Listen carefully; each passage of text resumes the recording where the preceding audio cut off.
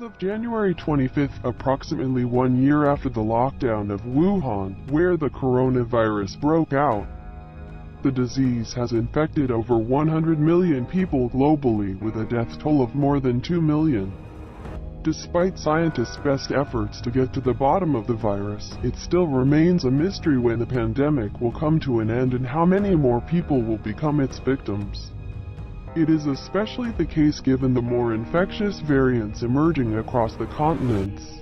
Looking at how the disease started and where it has spread, there is clear indication that the pandemic came for the Chinese Communist Party, CCP, and whoever has an affinity for it. According to traditional Chinese culture, plagues or other misfortunes may follow bad deeds done by people and/or their rulers. The CCP has caused 80 million deaths, including 45 million alone during the Great Chinese Famine between 1959 to 1961. The death toll was even higher than the combined casualties caused by the Nazis and the Soviet Union, two of the most notorious regimes that brought tremendous damage to society in the last century. The former killed 6 million Jews and millions of other victims, while about 20 million died because of Bolsheviks.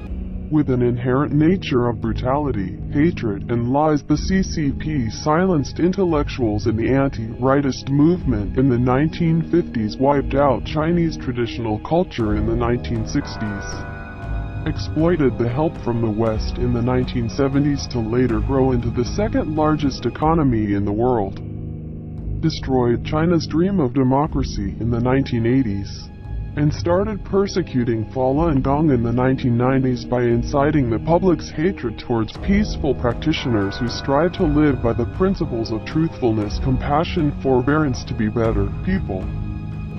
More than 2 decades have passed, but the persecution of Falun Gong, also known as Falun Dafa, remains unabated.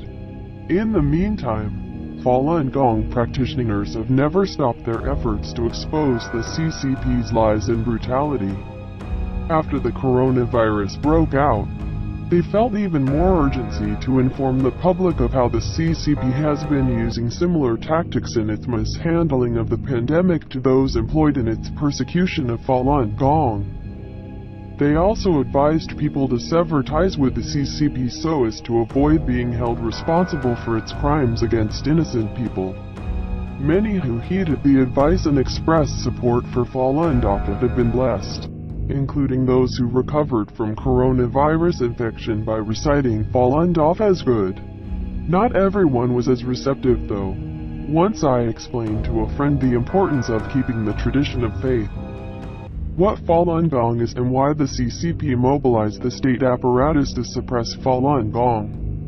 The friend agreed to quit the CCP to avoid being held responsible when it comes time to bring the CCP to justice for its crimes against innocent people.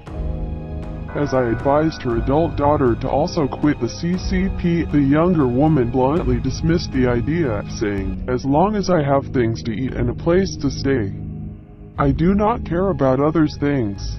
Exactly because of people's indifference, the CCP has been persecuting Falun Gong practitioners since July 1999 without any reservation.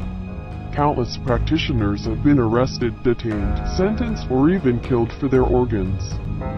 Many families have been broken as a result. All these happen because Falun Gong practitioners have been persisting in raising awareness of the persecution and spreading the goodness of Falun Dafa to the public.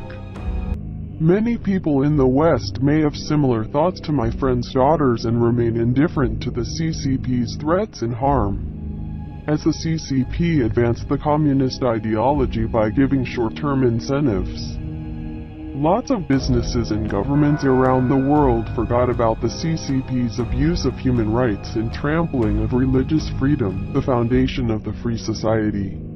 The reality is that once we lose those fundamental principles, we are on the path of losing everything, and it'd be hard to reverse course. On the other hand, such acquiescence by the Chinese citizens and appeasement from the West make the CCP totalitarian regime even more reckless. The pandemic is a case in point. The CCP's cover-up of the outbreak allowed the virus to spread to every corner of the world. As the new wave of the pandemic is ravaging the world, many people and governments have come to see the harm of the CCP and begun to take actions to counter the CCP's threats. Since the publication of 9 commentaries on the Communist Party in 2004, Falun Gong practitioners have helped over 371 million people quit the CCP regime and head toward a better future. When more people reject the CCP globally, the joint efforts get us closer to health and safety.